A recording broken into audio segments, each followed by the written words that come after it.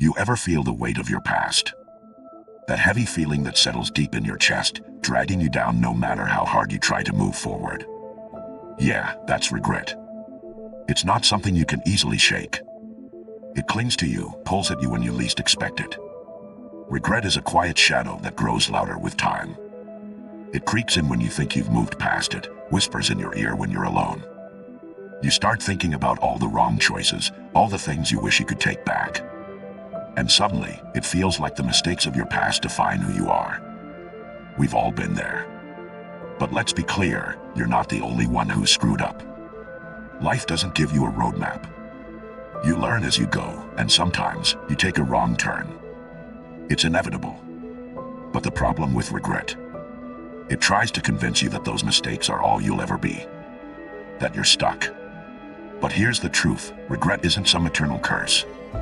It's not there to punish you for the rest of your life. It's a reminder, a wake-up call, a chance to take a hard look at yourself and decide if you want to be the person your mistakes say you are, or if you're going to rise above it. You see, regret can either trap you, or it can push you to change. You can sit there, stuck in the guilt of what you've done, or you can take that guilt, that pain, and turn it into something useful. Regret doesn't have to break you. It can be the thing that lights a fire inside you, the reason you get back up. I know it's hard. I know it feels like the past has locked you in place, like you're caught in a loop, replaying the same mistakes over and over. But ask yourself, what's the alternative?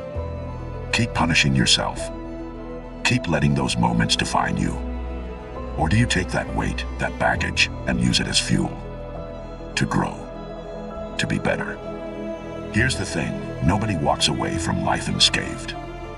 Every single person you pass by carries some form of regret.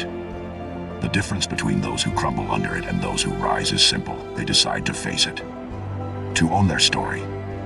Maybe you've hurt people. Maybe you've burned bridges you can't rebuild. That's part of the cost. Some things can't be fixed. But instead of letting those mistakes drag you down, let them remind you of the person you don't want to be.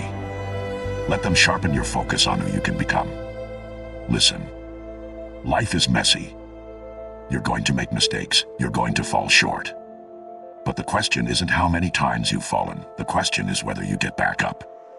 Whether you keep moving forward, even with the weight of regret on your back. It's there to remind you of your past, sure, but it doesn't control your future. No one can outrun their past. Believe me, people try.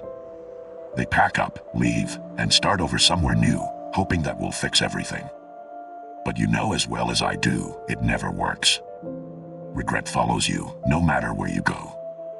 The only way through it is to face it, to stare it down and say, I did that, but it doesn't have to define me. And here's something you need to hear, you're not beyond saving. No matter how deep your mistakes run, no matter how much you've lost along the way, as long as you're here, breathing, you still have a chance. It's not about erasing the past. It's about choosing to be better now. The people who care about you, the ones who've seen you at your worst and still stick by you, they see something in you. Don't push them away. They're your reminder that you can still rise, that you can still make a difference in your own life. Don't let regret steal that from you. Look, I won't lie to you, it's not easy. Owning your mistakes, accepting what you've done, facing the people you've hurt, it's going to tear you apart. But that's where growth happens. In the wreckage of who you were, you find who you're meant to be. So yeah, regret's a heavy thing to carry. But it's also a tool. It can sharpen you, make you stronger, if you let it, if you learn from it.